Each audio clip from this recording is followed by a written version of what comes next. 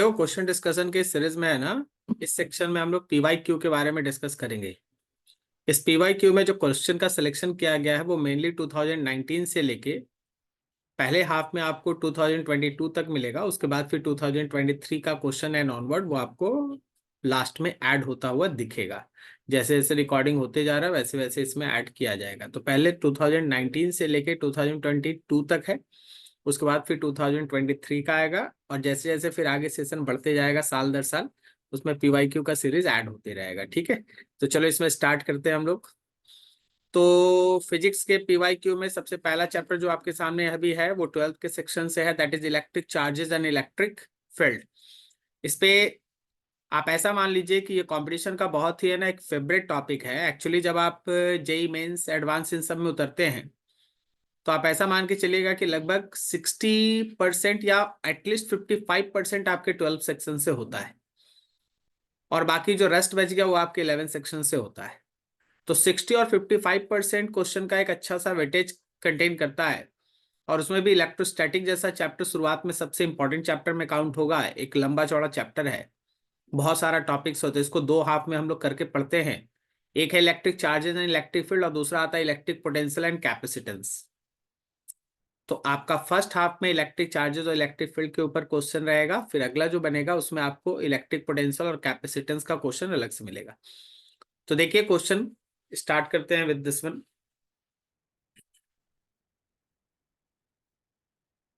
लिखा है two identical metallic spheres A and B when placed at certain distance in air repel each other with a force F. Another identical uncharged sphere C is first placed in contact with A and then in contact with B and finally placed at midpoint between spheres A and B. The force experienced by sphere C will be. देखो शुरुआत में हम लोग के पास A और B करके दो sphere था जिनको आप सर्टेन डिस्टेंस पे रखते थे, और उनके बीच रिपल्सन था, रिपेल इच अदर। इसका मतलब they have similar kind of charge. Plus था तो दोनों प्लस था, माइनस था तो दोनों माइनस था। तो देखो जरा उसको ध्यान से समझना, पहले फिगर वाइज चलना। मान लो जैसे ये मेरे पास ए है और ऐसा ही ये मेरे पास बी है, दोनों एकदम आइडेंटिकल है। इस पे है सपोज हम लोगों के पास चार्ज है प्लस Q1 और ये है हम लोग के पास plus Q2।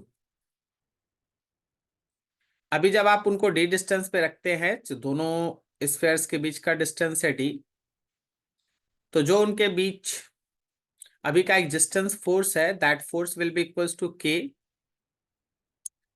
Q1 Q2 by r square, मतलब d square.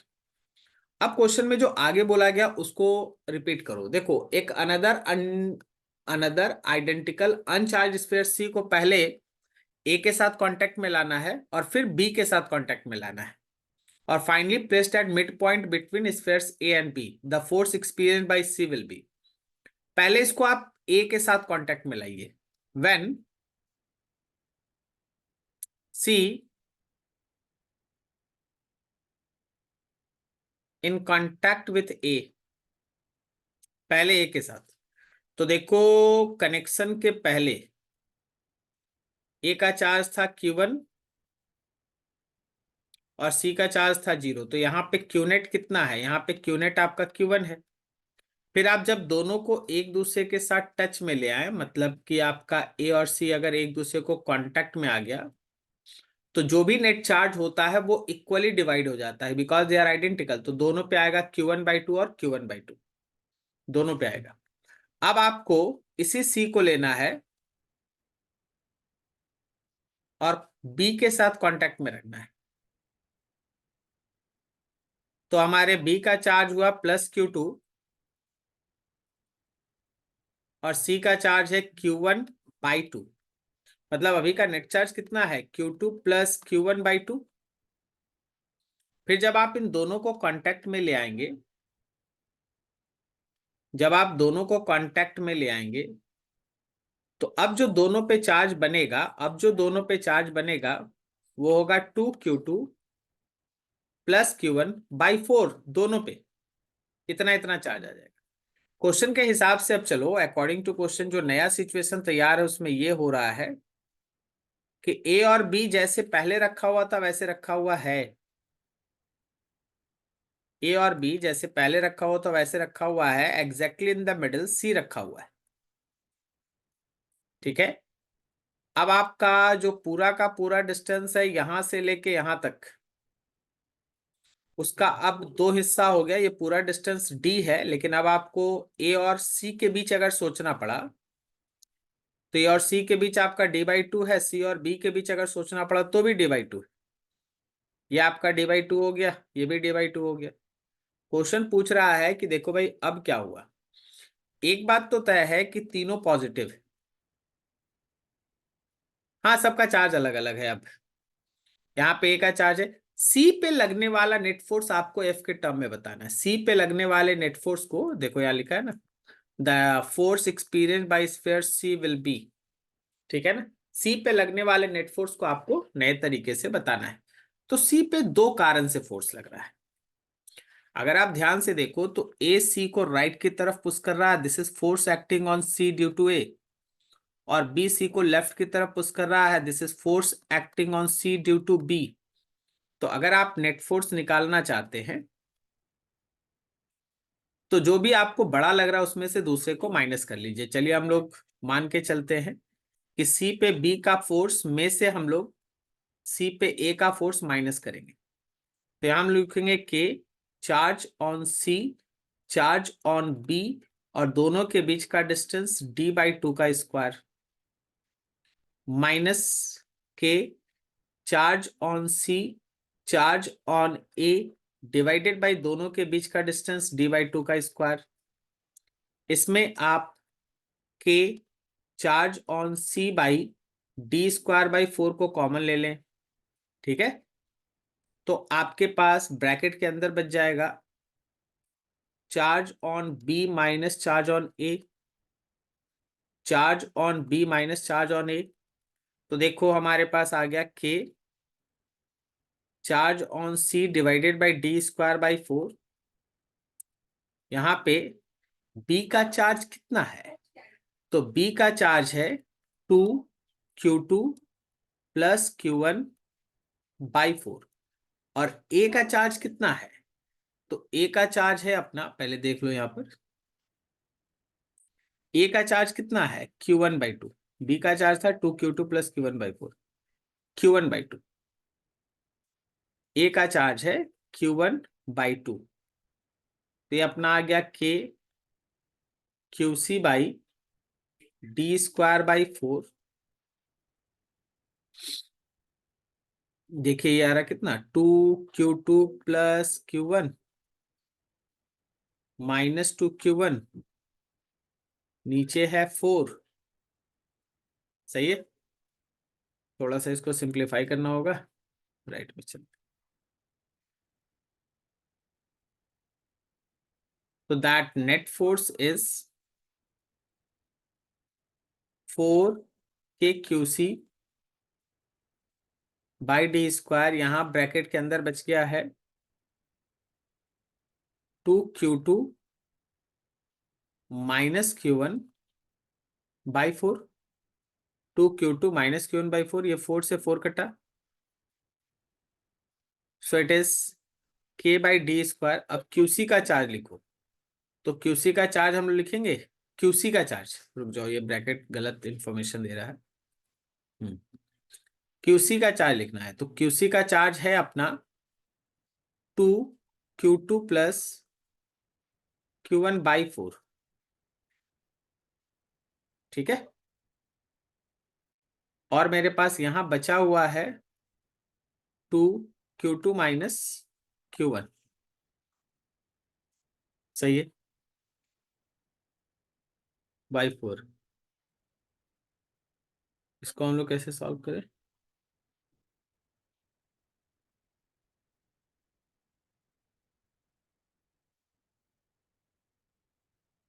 This is k/4d²। Bracket में हो गया अपना 4q2 का square, a plus B, a minus B, a² minus B square, A square minus B square. Very good.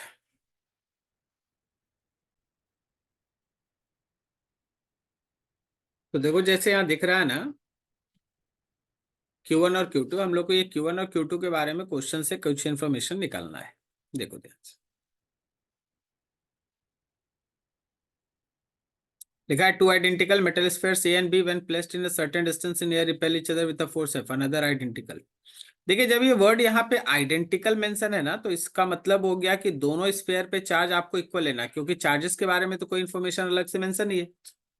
तो हम लोग तो इन जनरल Q1 और Q2 लेके बना रहे हैं, लेकिन चार्जेस के बारे में कोई ऐसा स्पेसिफिक इंफॉर्मेशन मेंशन नहीं है। तो अल्टीमेटली इन आंसर्स को मैच कराने के लिए आपको दोनों के ऊपर चार्जेस सेम एज्यूम करके आगे चलना होगा। देखिए फिर अगर हम लोग Q1 और Q2 को इक्वल मान ले तो K/4D यहाँ पे 4Q² - Q² है, which is comes to be 3Q²। तो 3KQ²/4D²। आप अगर ध्यान से देखेंगे तो KQ²/D² को क्वेश्चन के शुरुआती स्टेप में F लिख दिया गया, so it is 3F/4। Question के शुरुआती स्टेप में KQ²/D² को F दिया गया है। देखो ये वाला टर्म, ये वाला जो टर्म है KQ²/D², ये क्वेश्चन में F दिया गया है, तो इसको रिप्लेस कर लिए तो आपके पास एक आंसर बना, दैट इज 3F/4। 3F/4, ठीक है। तो बहुत बेहतरीन क्वेश्चन। खुद से बनाना पड़ता है, जल्दी जल्दी बनाना पड़ता है हमको, तो समझा समझा के एक एक लाइन चलना है, तो थोड़ा ध्यान रखिए। Question number 2, two identical positive charge Q each are fixed at a distance of 2a apart from each other. Another point charge Q0 with mass m is placed at midway between two fixed charges. For a small displacement along the line joining the fixed charges, the charge Q0 execute SHM. The time period of oscillation of the charge Q0 will be. Time period of oscillation of the charge Q0 will be. यहीं पे एक diagram बनाएंगे, वहीं से काम start करेंगे। ये है तुम्हारे पास एक स्ट्रेट लाइन, जिसपे आपके सामने यहाँ पे एक चार्ज है, दैट इज +Q। फिर यहाँ पे एक चार्ज है, दैट इज अगेन +Q। इन दोनों चार्जेस के बीच का डिस्टेंस आपको 2a लेना है। दोनों चार्जेस के बीच का डिस्टेंस आपको 2a लेना है, 2a। और एग्जैक्टली बीच में एक चार्ज Q0 रखना है।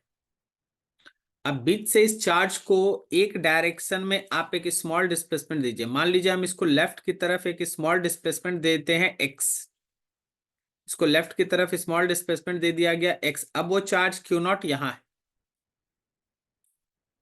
तो अगर तुम ध्यान से देखोगे तो लेफ्ट वाले चार्ज से इस चार्ज का दूरी a-x हो गया, और राइट वाले चार्ज से इस चार्ज का दूरी a+x हो गया। मतलब लेफ्ट वाले चार्ज को हम क्षण भर के लिए 1, राइट वाले चार्ज को हम 2 लिख देते हैं, और बीच वाले चार्ज को हम लोग यहाँ 3 लिख दिए। तो ये डिस्टेंस है a-x, और ये डिस्टेंस है अब a+x। गौर से देखो तो मेरे इस Q0 के ऊपर, उस Q0 के ऊपर अगर आप ध्यान से देखिएगा तो Q0 को लेफ्ट वाला चार्ज राइट की तरफ रिपेल कर रहा है। This is force acting on 3 due to 1। और इसी Q0 को राइट वाला चार्ज लेफ्ट की तरफ रिपेल कर रहा है। This is force acting on 3 due to 2।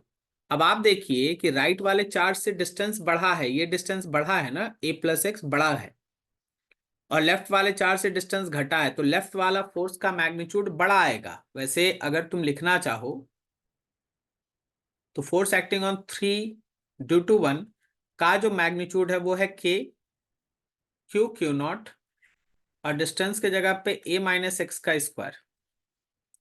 जबकि जो मेरा फोर्स 3 पे लग रहा है 2 के कारण, वो है Q0, और उसका मैग्नीट्यूड है नीचे में a+x²। ऑब्वियसली आपको यहां समझ में आ रहा है कि जो मेरा मॉड 3 1 का है वो बड़ा है 32 से।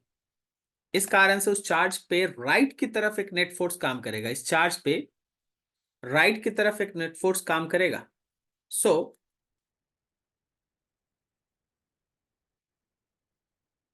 There is F net on Q naught towards right. और अगर आप वो एफ नेट निकालने जाएंगे तो राइट वाला फोर्स, जो फोर्स 31 था, उसके मैग्नीट्यूड में से लेफ्ट वाला फोर्स 32 को माइनस कीजिए। Then this comes to be K Q Q naught, नीचे आ गया a माइनस एक्स का square minus K Q Q naught, और नीचे आ गया a प्लस एक्स का स्क्वायर। इसमें से के क्यू नॉट को आप कॉमन ले लें, तो जो आपका एफ नेट फोर्स आ रहा है वो के क्यू क्यू नॉट को कॉमन 1 माइनस ए माइनस एक्स का स्क्वायर a प्लस एक्स का स्क्वायर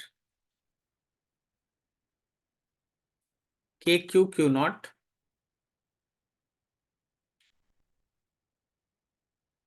नीचे में अपना बनता है ए स्क्वायर माइनस एक्स स्क्वायर का स्क्वायर, और ऊपर में यहां बन रहा है a प्लस एक्स का square minus a minus X का स्क्वायर। दिस इज के क्यू क्यू नॉट। नीचे में आया अपना a square minus x square का स्क्वायर, ऊपर में देखो a square plus x square plus 2ax minus A square minus x square और फिर से प्लस 2ax। ए स्क्वायर एक्स स्क्वायर से ए स्क्वायर एक्स स्क्वायर कटा, तो आपके पास ये वैल्यू हो गया के Q Q naught 4ax by A square minus x square का स्क्वायर। ये भाई एफ नेट जो चार्ज पार्टिकल पे लग रहा है। लेकिन यहां से आपको एक चीज और अब समझ के आगे बढ़ना पड़ेगा, जो आप लोग है ना चैप्टर के दौरान एसएचएम में पढ़े। एसएचएम केवल स्मॉल डिस्प्लेसमेंट के लिए होता है, बड़े डिस्प्लेसमेंट के लिए नहीं होता है। तो अगर हम लोग स्मॉल डिस्प्लेसमेंट का बात करें, फॉर स्मॉल डिस्प्लेसमेंट कि एक्स जो है वो ए से काफी छोटा है, तो जहां आप ए स्क्वायर माइनस एक्स स्क्वायर लिख रहे हैं ना, उसमें एक्स स्क्वायर को नेग्लेक्ट कर दीजिए, इसको केवल ए स्क्वायर लिखिए। जब आप ऐसा लिखेंगे तो थोड़ा और आगे बढ़िए, तो आपके पास आएगा net force is equals to k Q Q naught 4ax by, नीचे देखो ए स्क्वायर का स्क्वायर ए पे पावर 4, तो ये आ रहा है के Q Q not 4x by नीचे में ए क्यूब। अब आपके काम का चीज आ गया। अगर आप वेक्टर फॉर्म के तरीके से इसमें डायरेक्शन को मेंशन करते हैं तो देखिए के Q Q naught 4 by A cube. क्या यहाँ x के साथ माइनस लगेगा? क्योंकि अगर आप फिगर को ध्यान से देखे थे,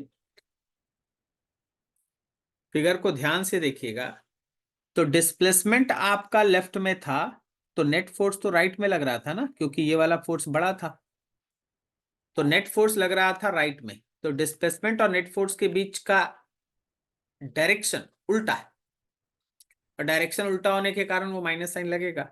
अब क्वेश्चन पे ध्यान दो, तुमको टाइम पीरियड निकालना है एसएचएम का। एक बात तो पहले ये रखिए कि क्या ये मोशन एसएचएम प्रूफ हुआ है अभी? हाँ, हो गया है।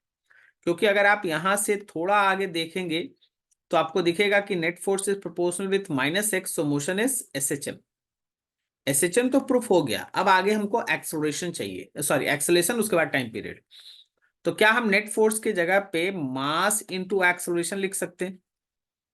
एक्सेलरेशन दैट इज के Q Q naught 4 by A cube और साथ में माइनस एक्स। तो यहां से आपको एक्सेलरेशन मिला 4 के Q Q naught by m A cube और माइनस एक्स। और यहां फिर से आपको दिख रहा है कि acceleration is proportional to minus x है, so motion is SHM. Acceleration proportional to minus x है, सो मोशन इज एसएचएम। अब बता भाई, जनरल फॉर्मूला एसएचएम का क्या होता है टाइम पीरियड का? फॉर एनी एसएचएम, कोई भी एसएचएम का अगर आप टाइम पीरियड का फॉर्मूला देखिएगा ना, तो वो होता है 2 पाई अंडर रूट मैग्नीट्यूड केवल, डिस्प्लेसमेंट बाय एक्सेलरेशन। मैग्नीट्यूड लेना है, साइन नहीं लेना है। तो आप यहां लिखेंगे 2 पाई अंडर रूट। थोड़ा इस इक्वेशन पे गौर कीजिए, यहां देखिए, इस पे ध्यान दीजिए। अगर हम डिस्प्लेसमेंट बाय एक्सेलरेशन करते हैं तो क्या वो M A cube divided by 4 के क्यू क्यू नॉट आएगा? M A cube divided by 4 के क्यू क्यू नॉट, यही आपका टाइम पीरियड है। हाँ, आप ज्यादा से ज्यादा ये हो सकता है कि के का वैल्यू पुट किया हो, वो हम लोग देख लेते हैं ऑप्शन में कैसे दिया है। बिल्कुल सही, ऑप्शन में है ना वो के का वैल्यू पुट किया हुआ है। ठीक है, तो के का वैल्यू आप पुट करके देख भी लीजिए। चलिए एक एक क्वेश्चन। तो अगर आप यहाँ पे के का वैल्यू पुट करते हैं, के मतलब 1/4 पाई एप्सिलॉन नॉट, तो ये एम ए क्यूब है, नीचे आएगा 4 × 1/4 पाई epsilon not Q Q not. ये 4 से ये 4 कटा, तो ये वैल्यू हो गया 2 पाई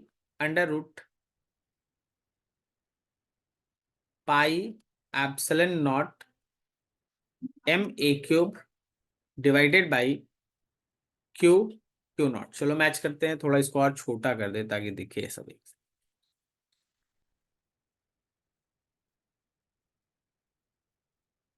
देखो यहां देखो, कहीं भी ऑप्शन में बाहर में 2 पाई नहीं है, किसी में भी ऑप्शन में बाहर में 2 पाई नहीं है, ये मैच कराना पड़ता है ऑप्शन के हिसाब से। हाँ, तो अब 2 पाई को भी आप अंदर ले जाइए। जब आप इस 2 पाई को अंदर ले जाइएगा, जब आप इस 2 पाई को अंदर ले जाइएगा, तो 2 पाई अंदर जाके हो जाएगा 4 पाई स्क्वायर।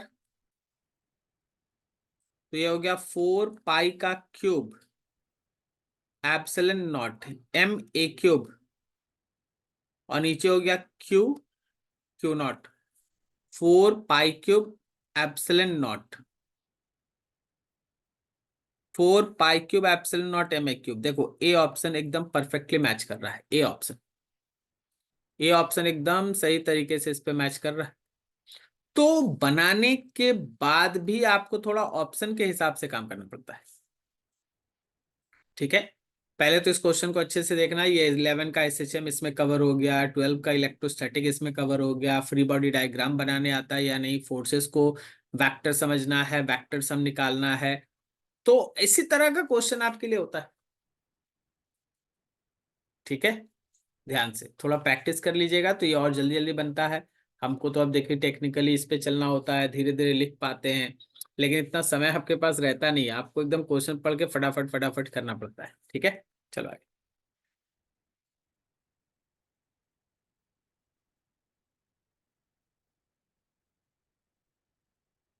नेक्स्ट क्वेश्चन है, charge of 4 microcoulomb is to be divided into 2।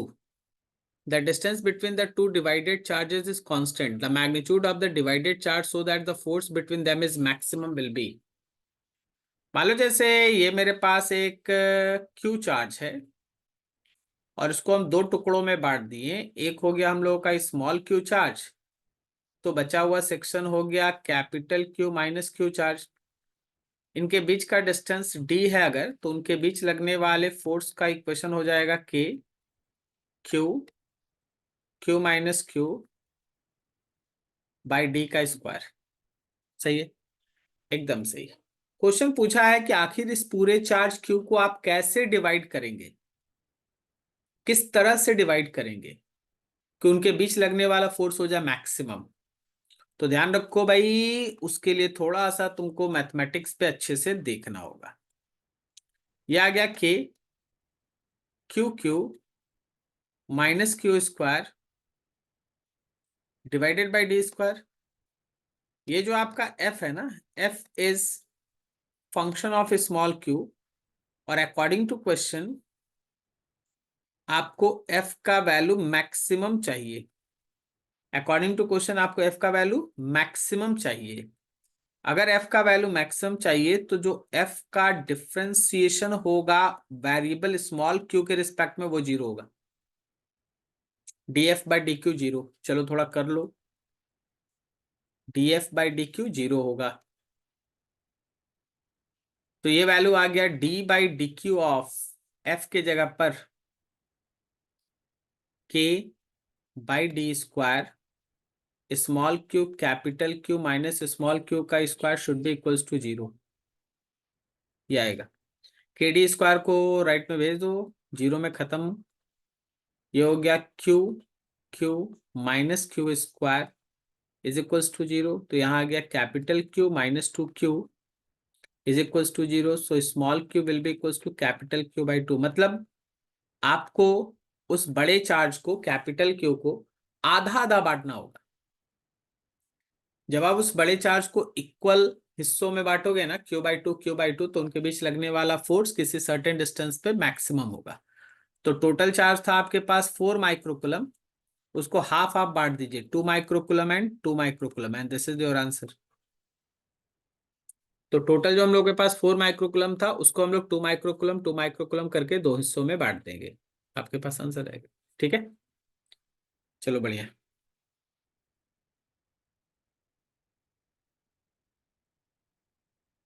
लेगा 2 point charge Q each are placed at a distance d apart. A third point charge Q is placed at a distance x from the midpoint on the perpendicular bisector. The value of x at which the charge Q will remain the max will experience the maximum Coulomb forces.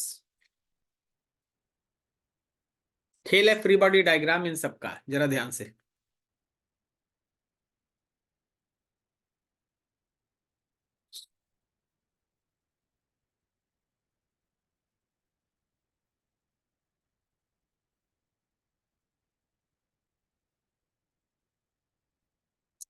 रुक जाओ, हमको तैयारी कर लेने दो, फिर हम बताते हैं।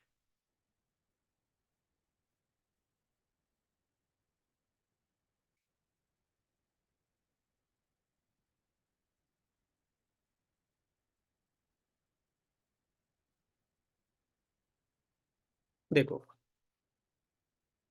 यहाँ पे एक चार्ज है Q, फिर यहाँ पे एक चार्ज है Q, दोनों के बीच का टोटल डिस्टेंस है D। दोनों के बीच का टोटल डिस्टेंस है D। तो आधा डिस्टेंस आपका d/2 और d/2 हो गया। अब मिड पॉइंट से x डिस्टेंस अवे एक अगला चार्ज, थर्ड चार्ज है Q, यहां से x डिस्टेंस अवे। अब देखो, कैपिटल Q स्मॉल q को राइट की तरफ एक फोर्स से पुश कर रहा है, तो ये भी इसको लेफ्ट की तरफ थोड़ा फोर्स से पुश कर रहा है। सिमिलर ट्रायंगल होने की वजह से ये एंगल थीटा है, तो ये एंगल भी थीटा होगा, तो अपोजिट एंगल ये एंगल थीटा, ये एंगल थीटा है। मेरे इस f का एक हॉरिजेंटल कंपोनेंट है जो f साइन थीटा है, जो दूसरे f के horizontal component f sine theta से कैंसिल हो जाएगा।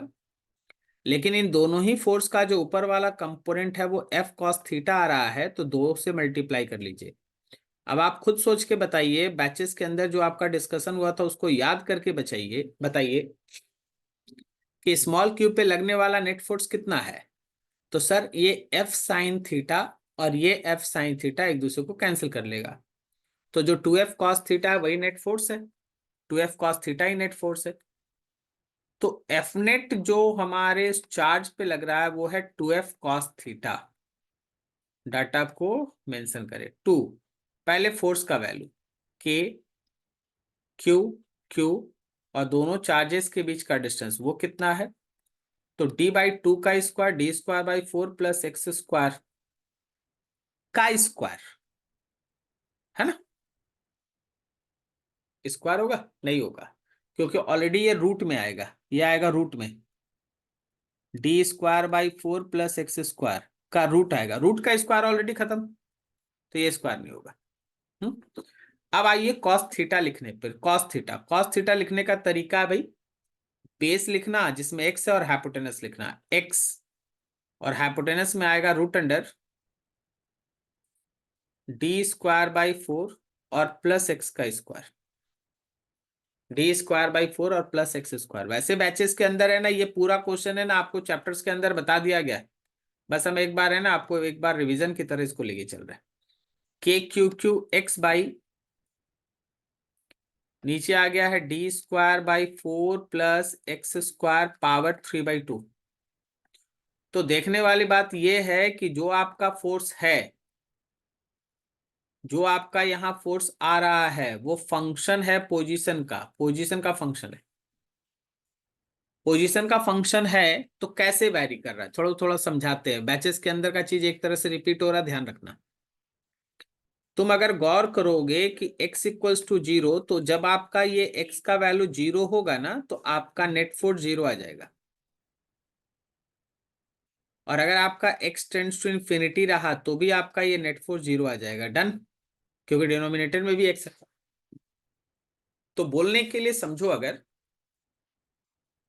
तो ये फोर्स कुछ इस तरीके से वैरी कर रहा है। ये फोर्स x के साथ कुछ इस तरीके से वैरी कर रहा है। जब x 0 है तब भी फोर्स 0, तो 0 से वो पहले बढ़ेगा, मैक्सिमम होगा, फिर घट के कितना होगा, 0 होगा। तो हम लोगों को इस क्वेश्चन में ये पोजीशन पता करना है जहां फोर्स मेरा मैक्सिमम है, यही हम लोगों को पोजीशन निकालना है। तो फिर से हम यूज करेंगे डिफरेंशिएशन का कंसेप्ट। याद रखना, फॉर F = मैक्सिमम, आप चाहते हैं F मैक्सिमम हो, तो याद रखिएगा कि इस फोर्स का जो वेरिएबल है उसके रिस्पेक्ट में डिफरेंशिएशन 0। इसका मतलब ये है कि d/dx of 2k³ x by d²/4 plus x² पे पावर 3/2, ये जो पूरे टर्म का आप डिफरेंशिएशन करोगे x के रिस्पेक्ट में, वो 0 है। पूरे टर्म का जो डिफरेंशिएशन करोगे x के रिस्पेक्ट में, वो कितना है, 0 है। तो इसके 0 आने के लिए आप सबसे पहले तो 2k³ को 0 के साइड भेज दीजिए। d/dx of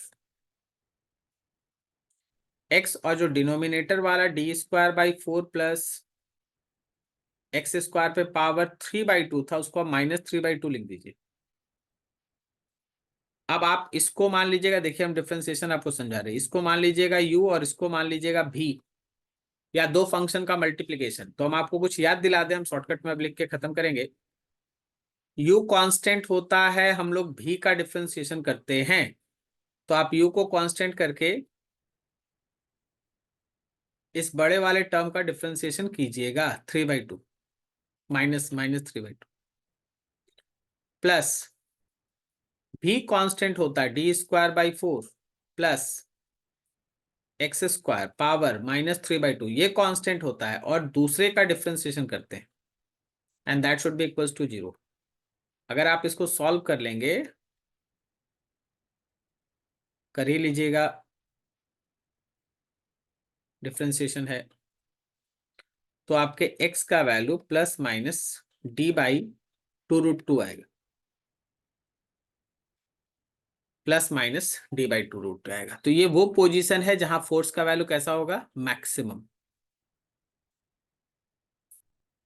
d/2√2, that d option is there, d/2√2। Clear है? तो बहुत बेहतरीन क्वेश्चन का सेट है, और बड़ा बड़ा क्वेश्चन है, थोड़ा ध्यान से, थोड़ा जल्दी जल्दी बनाना पड़ता है, तो प्रैक्टिस इंपॉर्टेंट है। कितना तेज आप पेन चलाते हैं, कितना जल्दी जल्दी आप कैलकुलेशन करते हैं, वो इंपॉर्टेंट है। ठीक है,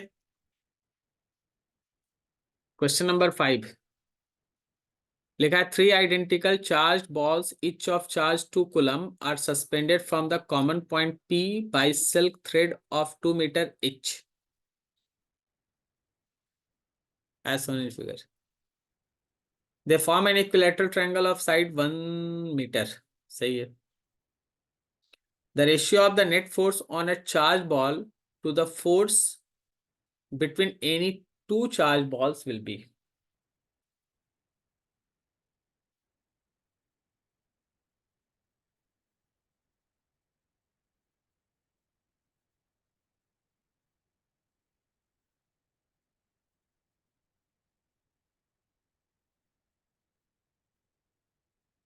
सबसे पहले तो इसका फिगर जितना आप थ्री डायमेंशनली सोच पाएंगे ना, उसी हिसाब से आपका लगभग आंसर बनता है।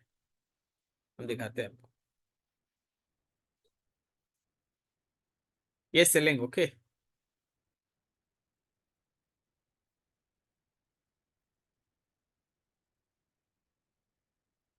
ये एक चार्ज बॉल,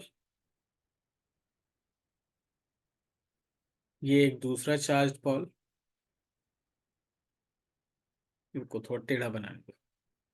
सब थ्रेड एक ही लेंथ का है, ध्यान रखना। और एक तीसरा चार्ज बॉल। इन तीनों को मिलाइएगा, यहाँ पे एक ट्रायंगल बनेगा बेस में।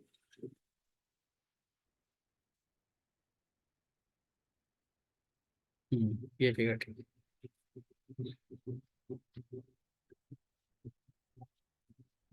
यहाँ पे एक बॉल है, यहाँ पे एक चार्ज बॉल है, यहाँ पे एक चार्ज बॉल। ये थ्रेड का लेंथ 2 मीटर 2 मीटर 2 मीटर, लेकिन इनके बीच का दूरी 1 मीटर 1 मीटर 1 मीटर। हम लोग इस स्फेयर को 1 मतलब चार्ज को 2 और इसको 3 नाम दे दे। तुम जरा गौर करो, 3 को लेके चलते हैं। 3 पे दो फोर्स काम कर रहा है, एक 1 का और एक 2 का। 3 पे दो फोर्स काम कर रहा है, एक 1 का और एक 2 का। 1 का फोर्स इस डायरेक्शन में काम कर रहा है और 2 का फोर्स इस डायरेक्शन में काम कर रहा है। This is force acting on 3 due to 1 and this is force acting on 3 due to 2। क्या दोनों के बीच इक्विलैटरल ट्रायंगल है, तो 60 डिग्री का एंगल है। तो आप इस 3 पे किसी भी एक के कारण अगर फोर्स निकालिएगा ना, किसी भी एक के कारण, चाहे 1 के कारण या 2 के कारण, उसका वैल्यू आएगा KQQ और डिस्टेंस आएगा 1 मीटर का स्क्वायर।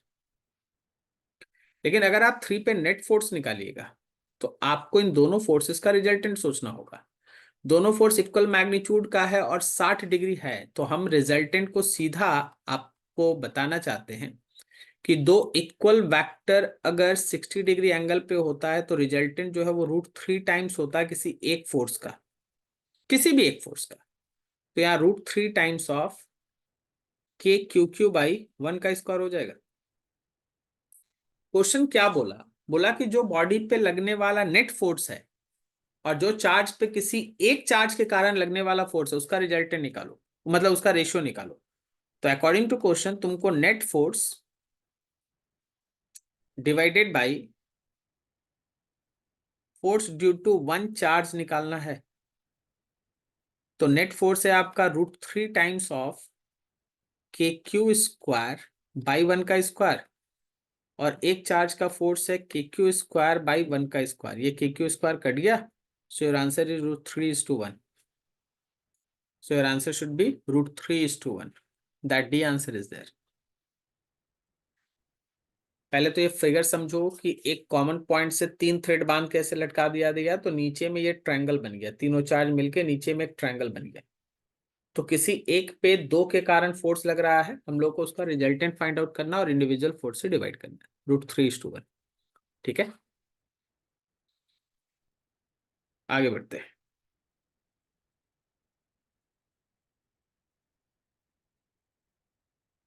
लिखा है 64 conducting drops each of radius 0.02 meter and each carrying a charge of 5 microcoulomb are combined to form a big drop. The ratio of surface density of bigger drop to the smaller drop.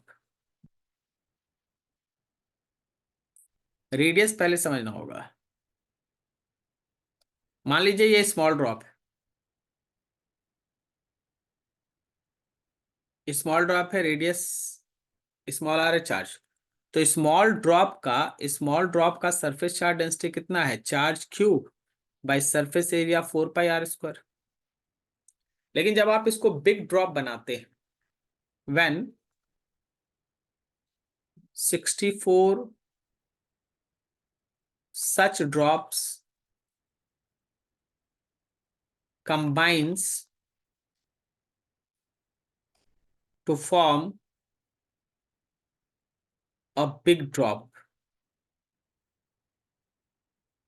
तो ऐसे case में याद रखना कि volume of big drop जो है वो 64 times of volume of small drop होगा।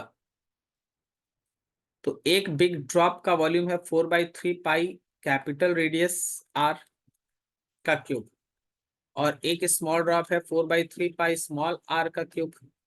ये 4/3 4/3 4/3 4/3 कटा, R cube is equals to 64 and small R cube. तो जब तुम यहां से सॉल्व करोगे देन जो बड़े ड्रॉप का रेडियस आएगा वो 4 times of radius of small drop होगा। ये रेडियस का रिलेशन। तो अगर आप surface charge density big drop का निकालते तो चार्ज लेना पड़ेगा बिग ड्रॉप का और सरफेस एरिया भी लेना पड़ेगा बिग ड्रॉप का। तो सरफेस चार्ज बिग ड्रॉप का कितना है 64 टाइम्स ऑफ स्मॉल चार्ज, क्योंकि 64 स्मॉल ड्रॉप्स आपस में मिलकर बड़ा बना है, तो 64 टाइम्स ऑफ क्यूब।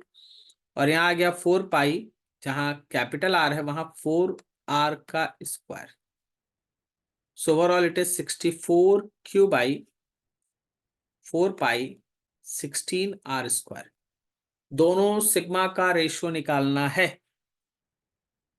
रेशियो ही निकालना है। The ratio of surface density of big drop to small drop, मतलब sigma of big drop by sigma of small drop, ये करना है। तो सिग्मा ऑफ बिग ड्रॉप अभी क्या आया 64 q by 4 pi 16 are square. 64 q by 4 pi 16 are square, और small drop का क्या आया था q by 4 pi are square. अब देखो जरा अपना ध्यान से, ये क्यू से क्यू कटा, ये 4 पाई से 4 पाई कटा, ये आर स्क्वायर से ये आर स्क्वायर कटा, 16 से 64 कटा, that is 4:1। That is 4:1। So B answer is there. तो कंसेप्ट को समझो पहले। एक स्मॉल ड्रॉप है, उसका चार्ज क्यू रेडियस आर, तो उसका सरफेस चार्ज डेंसिटी हो गया q by 4 pi are square. 64 ऐसा ड्रॉप्स आपस में कंबाइन करके एक बिग ड्रॉप बनाया गया। पहले तो रेडियस का रिलेशन निकालना था कि बड़े ड्रॉप का रेडियस कितना होगा, तो उसके लिए वॉल्यूम को इक्वेट किए, एक बिग ड्रॉप का वॉल्यूम 64 स्मॉल ड्रॉप के वॉल्यूम से बराबर किए, और वहां से कैपिटल आर का पहले वैल्यू निकाला गया 4 आर। वहां से फिर सिग्मा ऑफ बिग ड्रॉप निकाले, उसको फिर फर्स्ट वाले के साथ रेशियो निकाले। समझ में आ रहा है? तो कंसेप्ट थोड़ा दिमाग में रखना इस तरीके से। और ये ड्रॉप वाला न्यूमेरिकल है ना, बहुत इंपॉर्टेंट है। और ये वॉल्यूम वाला जो कंसेप्ट है ना, ये हर उस समय काम आएगा जब भी आपको ड्रॉप्स में छोटा ड्रॉप बड़ा ड्रॉप इसके रेडियस में रिलेशन निकालना होगा। ये वॉल्यूम वाला सेक्शन हमेशा काम आता है। क्लियर है?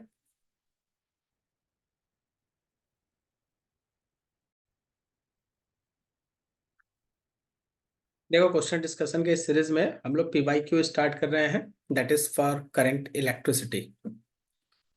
तुम्हारे पास क्वेश्चन नंबर 1 में लिखा हुआ है a 1 meter long wire is broken into two unequal parts x and y. The x part of the wire is stretched into another wire w. Length of w is twice the length of x and the resistance of w is twice that of y. Find the ratio of length of x and length of y. मान लीजिए जैसे ये कोई एक wire, इसका दो unequal part में आप डिवीजन कर दिए। एक तरफ के पोर्शन को आप x कह दिए और एक तरफ के पोर्शन को y। वैसे अगर पूरा लेंथ 1 मीटर है तो y can be written as 1 - x also. ठीक है, इस पोर्शन को रेजिस्टेंस को rx कह दिए, इस पोर्शन के रेजिस्टेंस को ry कह दिए। तो बिकॉज हम लोगों का resistance r is equals to rho into l by a होता है। जब हम लोग कट करते हैं, जब हम लोग वायर के किसी पोर्शन को कट करते हैं तो रेजिस्टेंस जो है वो इसी फॉर्मूला को फॉलो करता है। तो resistance is proportional with length. तो रेजिस्टेंस अगर x पोर्शन का बाय रेजिस्टेंस अगर y पोर्शन का है तो length of x by length of Y. Question में अब आगे देखिए, बोला गया है X part of the wire is stressed. अब ये खींचा जा रहा है। जब स्ट्रेचिंग होता है, स्ट्रेस्ड, जब आप स्ट्रेस्ड करते हैं तो याद रखिएगा resistance proportional to L square होता है। तो अगर हम लोग एक्स वायर को खींचते हैं और खींच के उसको डब्ल्यू में कन्वर्ट करते हैं, length of W is twice the length of x. जो लेंथ हमारे डब्ल्यू का है वो लेंथ ऑफ एक्स का डबल है, मतलब डबल लेंथ तक। तो रेजिस्टेंस ऑफ डब्ल्यू जो है वो रेजिस्टेंस ऑफ एक्स का एल स्क्वायर टाइम्स, मतलब 4 टाइम्स होगा। जो डब्ल्यू का रेजिस्टेंस है वो एक्स के रेजिस्टेंस का 4 टाइम्स होगा। ठीक है। और साथ में लिखा है resistance of W is twice the resistance of, और दूसरा इक्वेशन दिया है कि डब्ल्यू का जो रेजिस्टेंस है वो वाई के रेजिस्टेंस का 2 टाइम्स भी है। तो जब दोनों डब्ल्यू का ही रेजिस्टेंस है तो क्या हम लोग ऐसे लिख सकते हैं कि 4 times of resistance of x is 2 time resistance y. इसमें twice resistance of x is equals to resistance y, या फिर resistance of x by resistance of Y is 1/2। और यही तो लेंथ भी है, तो लेंथ भी हो जाएगा 1/2 रेशियो में। देखो तो ऑप्शन 1:2 रेशियो में। तो resistance of X to resistance of Y is equals to 1:2 ratio. ठीक है। तो क्वेश्चन घुमा घुमा के पूछा हुआ है, कहीं स्ट्रेच किया गया है तो लेंथ का स्क्वायर, कहीं कट किया गया है तो लेंथ के साथ डायरेक्टली ऐसे सोचना है। ठीक है, यही इस क्वेश्चन का मेन थीम है।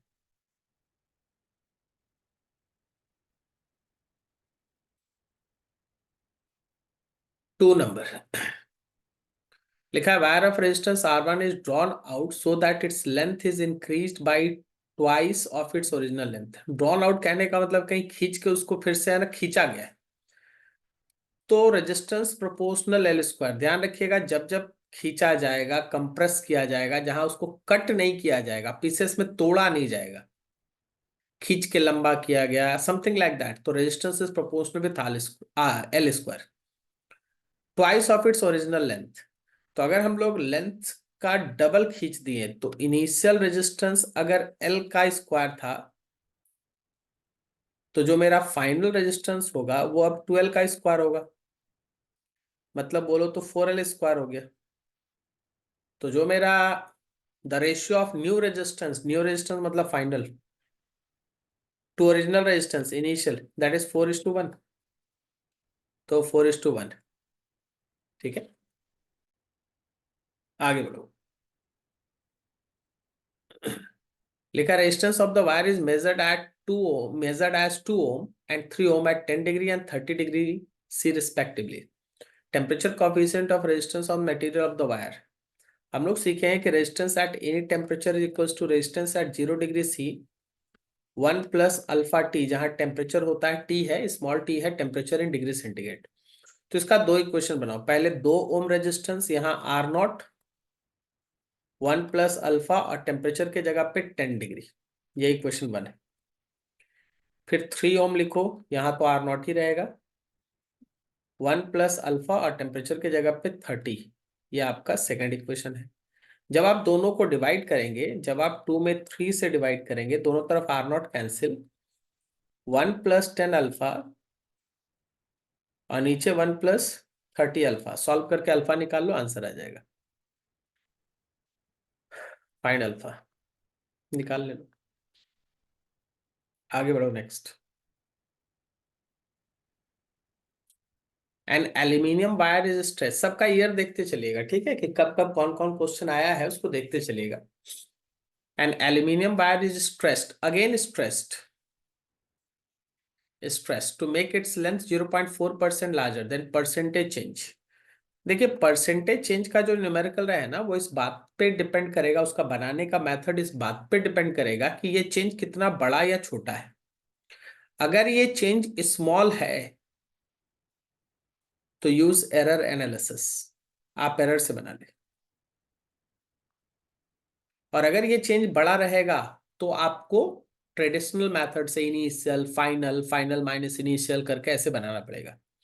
तो अभी ये चेंज काफी छोटा है, 0 पॉइंट। तो जब भी स्ट्रेचिंग का बात आ रहा है ना, तो R proportional L square stressed. तो आप ऐसे समझिए कि del R by R is equals to 2 times of del L by L. और अगर परसेंटेज में जाएंगे तो परसेंटेज चेंज इन रेजिस्टेंस वो 2 आगे आ गया है, 2 times of percentage change in length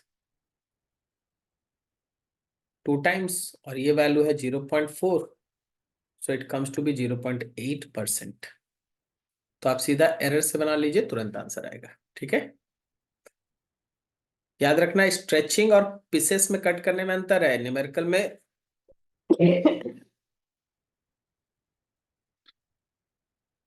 the colour coding on a carbon register is shown in figure. देखो अब नए सीरीज में तो शायद ये कलर कोड है ना, सिलेबस से बाहर चला गया है, लेकिन क्वेश्चन आया हुआ है।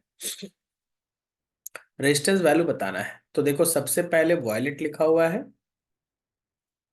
उसके बाद ग्रीन लिखा हुआ है, नेक्स्ट रेड है, उसके बाद गोल्ड। गोल्ड का मतलब हो गया 5% अनसर्टेनिटी। ठीक है, अब देखो हम लोग ऐसा पढ़े हैं, B, B, Roy, great, Britain, very, good, wife.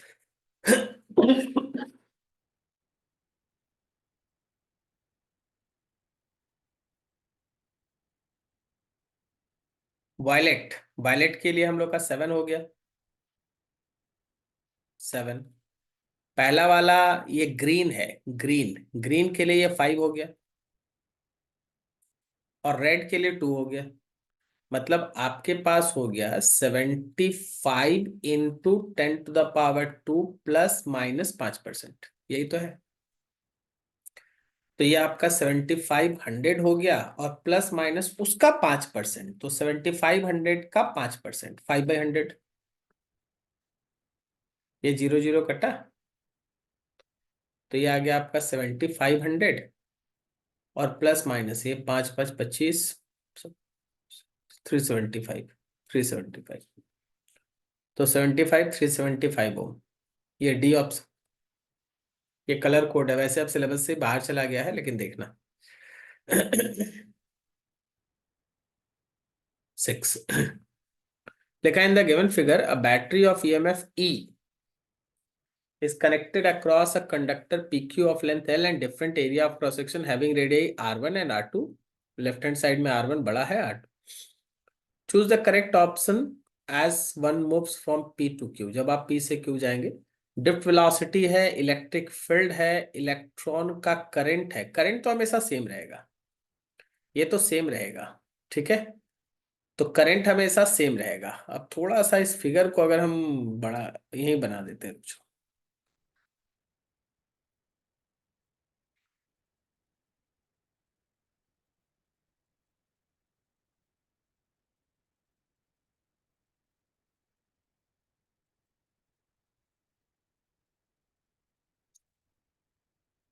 इधर से जितना करंट इंटर करेगा ना, याद रखना उतना ही करंट इधर से बाहर निकलेगा। तो करंट हर जगह कांस्टेंट है, करंट कांस्टेंट। लेकिन अगर आप लेफ्ट हैंड से कुछ दूर अवे, मान लो x डिस्टेंस अवे, आप यहाँ पे एक एलिमेंट्री डिस्क कट करते हैं, एलिमेंट्री डिस्क, तो इस एलिमेंट्री डिस्क का अपना कुछ रेडियस होगा। इसका जो स्मॉल रेजिस्टेंस आप लिखेंगे D R, that will be equals to rho into L के जगह पे होगा हम लोग का डी एक्स, और एरिया में होगा πr²। ठीक है, रेजिस्टेंस, रेजिस्टेंस। अब अगर हम किसी इंस्टेंट पे v equals to I R लगाएं, आई इंटू आर,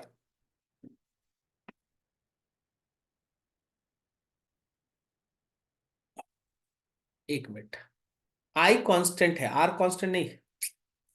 तो हर जगह जो मेरे पोटेंशियल का डिफरेंस के कारण जो इलेक्ट्रिक फील्ड स्टैब्लिश होगा वो भी अलग अलग होगा। थिंक अबाउट कि drift velocity is equals to होता है ई ई टॉ बाई एम। क्या हम ड्रिफ्ट वेलोसिटी को लिख सकते हैं ई यहां पर, यहां जहां इलेक्ट्रिक फील्ड है, उस इलेक्ट्रिक फील्ड के हिसाब से, इलेक्ट्रिक फील्ड को हमको यहां से लिखना पड़ेगा किसी तरीके से। टॉ बाई एम तो हो गया हम लोगों का फिक्स्ड क्वांटिटी, यहाँ पे कैपिटल ई है, तो इलेक्ट्रिक फील्ड को क्या लिखे, भी बाई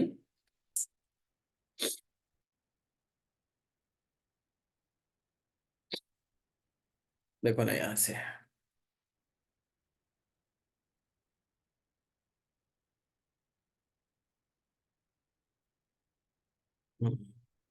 यहां देखो,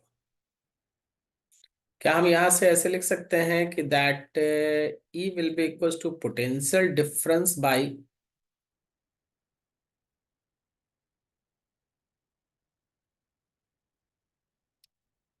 पूरा लेंथ ले लें कि किसी सर्टेन इंस्टेंट पे लें,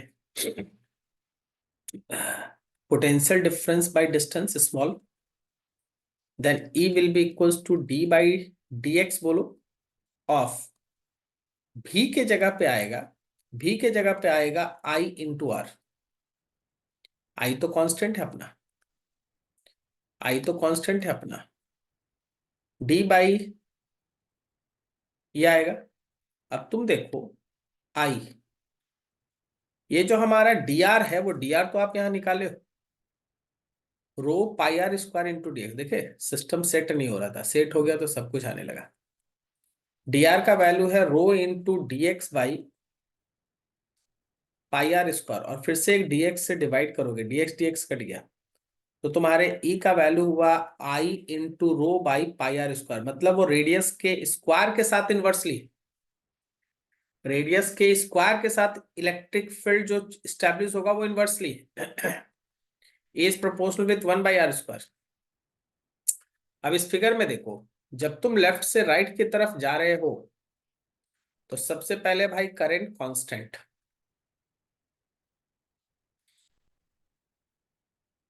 जो मेरा E है वो प्रोपोर्शनल है 1/r² का, तो लेफ्ट से राइट की तरफ R मेरा डिक्रीज कर रहा है, तो इसका मतलब E इंक्रीज कर रहा है, और अगर E इंक्रीज कर रहा है तो हमारा ड्रिफ्ट वेलोसिटी है E टॉ बाई एम, तो ड्रिफ्ट वेलोसिटी भी लेफ्ट से राइट की तरफ इंक्रीज कर रहा है,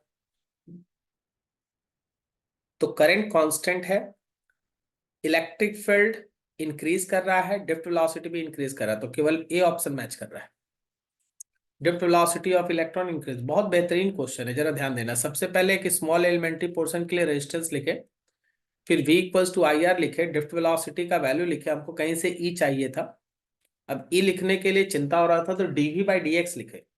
जब V का वैल्यू हम I इंटू आर पुट किए तो dr आ गया, dr का जगह पे ये डाटा यूज किए, dx dx कट गया, तो पता चला E रेडियस के स्क्वायर के साथ इनवर्सली है यहाँ, और वहीं से फिर सारा आंसर आपके सामने धीरे धीरे निकला। क्लियर है, बहुत बढ़िया, आगे बढ़िए।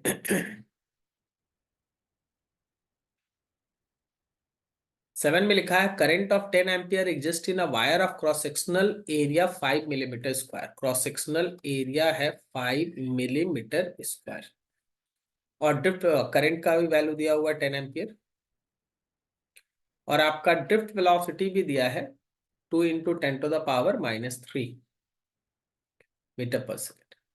The number of electrons in each cubic metre, मतलब आपको नंबर डेंसिटी निकालना है, तो हम लोग ऐसा पढ़े Vd is equals to I by NEA, आराम से आप n का वैल्यू निकाले क्योंकि सारा डाटा तो दिया हुआ है, drift velocity, electronic charge, area, सबको एक सिस्टमैटिक SI यूनिट में कन्वर्ट करके वैल्यू पुट कर दो, सॉल्व करो, आंसर आएगा, तो कुछ ज्यादा है नहीं इसमें। 8 में लिखा है current through a wire depends on time. अच्छा, करंट यहाँ टाइम का फंक्शन है, अल्फा और बीटा का डाटा भी दिया, find the charge crossing. Current is equals to alpha not T plus beta T square, आपको चार्ज निकालना है। क्या हम लोग इसको लिख सकते हैं dq/dt,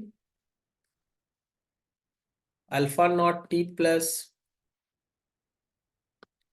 beta T square, then dq is equals to alpha not T plus beta T square and D T. Now go through integration.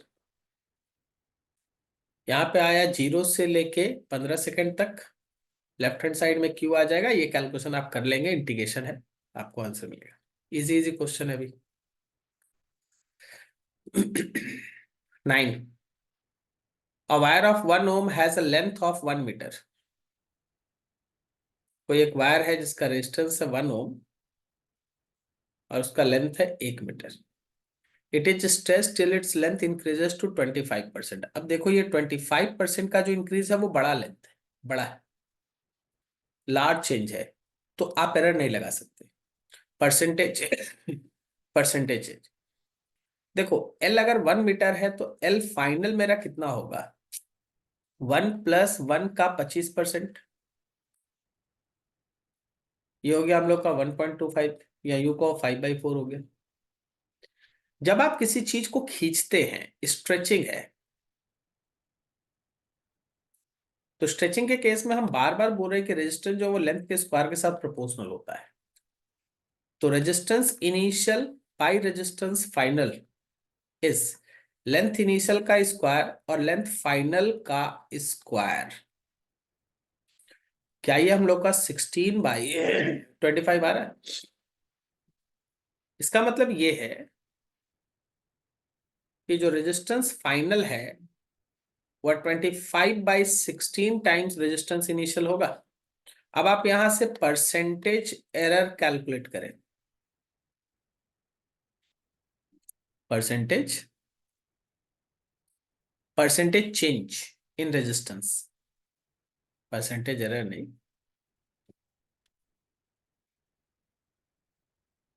Percentage change in resistance. तो इसके लिए आपको चेंज इन रेजिस्टेंस निकालना होगा, इनिशियल रेजिस्टेंस से divide करके 100 से multiply करना होगा। चेंज निकालने के लिए final resistance minus initial resistance by initial resistance into 100। Final resistance आप देख पा रहे हैं 25/16 इनिशियल रेजिस्टेंस था, minus initial resistance by initial resistance into 100। R R cut गया, क्या ये 9/16 इंटू 100 आ गया? अब जो आ गया वो आंसर है, ठीक है, जो आ गया वो लगभग आपका आंसर है। कितना आ जाएगा? वही लगभग 56% के आसपास, 56% के आसपास, ठीक है। चलो 10 नंबर लिखा है, consider 4 conducting materials copper, tungsten, mercury and aluminium with resistivity this respectively. ये प्योर याद पे बेस्ट है, अगर आपको याद है तो आप लिख पाएंगे, नहीं तो नहीं। हम थोड़ा सा ट्रिक डेवलप करते हैं कि सबसे अच्छा कंडक्टर कॉपर होता है, तो कॉपर का रेजिस्टिविटी सबसे कम होगा, उससे उससे कम कंडक्टिंग एल्यूमिनियम होता है, तो उसके बाद एल्यूमिनियम होना चाहिए।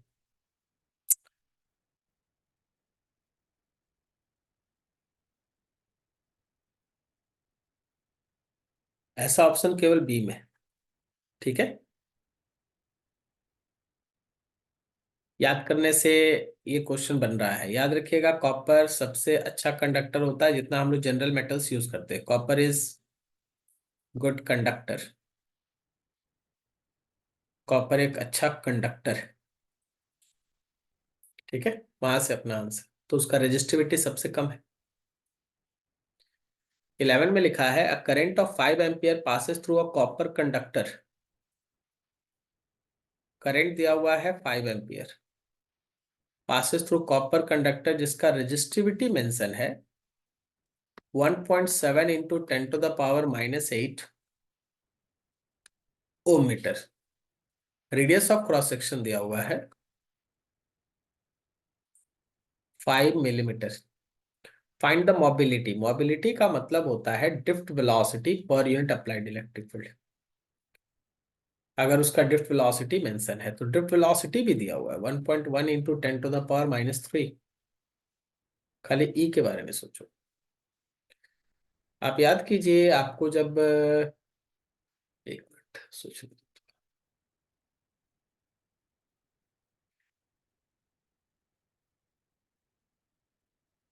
Microscopic form of Ohm's law पढ़ाया गया था, ठीक है। तो उसके अंदर आया था E is equals to m by n e square toe